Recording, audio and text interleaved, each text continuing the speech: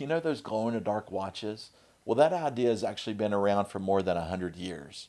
During World War One, they used radium paint to paint watches and instruments so that soldiers could see them at nighttime.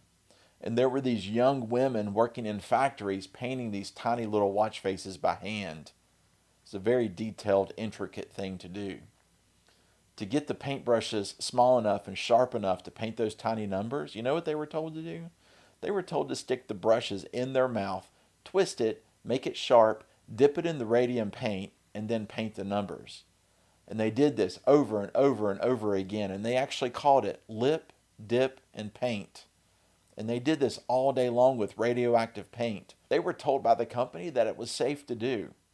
And some of them would actually leave work glowing because they had radium dust all over their clothes and in their hair. And then they started getting sick. One of the women, her name was Molly Maggia, she got a toothache, went to the dentist, had the tooth pulled. It doesn't heal. She had another toothache, had that tooth pulled. It doesn't heal either. And it keeps getting worse. As the dentist is examining her on one of her appointments, part of her jawbone actually disintegrates into his hand. The radium had damaged her bones that badly. And Molly, unfortunately, dies at the age of 24 years old. And there's other women who worked in these same factories. They started getting sick too. So eventually people started figuring out that there was a common link between all of these illnesses.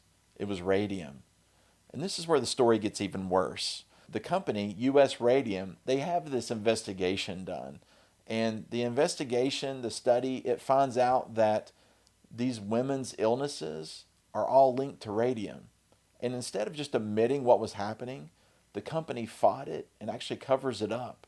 And one of the women, Grace Fryer, she finally decides that she had had enough. She spent years trying to find a lawyer who would actually take the case because everybody was so afraid to go against this big company.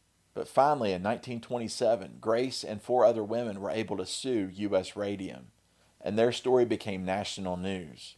Today we know them as the Radium Girls. Their fight became an important part of changing workplace safety in this country and showing that companies could be held responsible when their workers were getting sick because of their jobs. And OSHA wouldn't even exist for another 40 years or so. So, the next time you see an old glow-in-the-dark watch, remember that there were women who were literally told to put radioactive paint in their mouths at one time. Until next time, have a great day. Bye, y'all.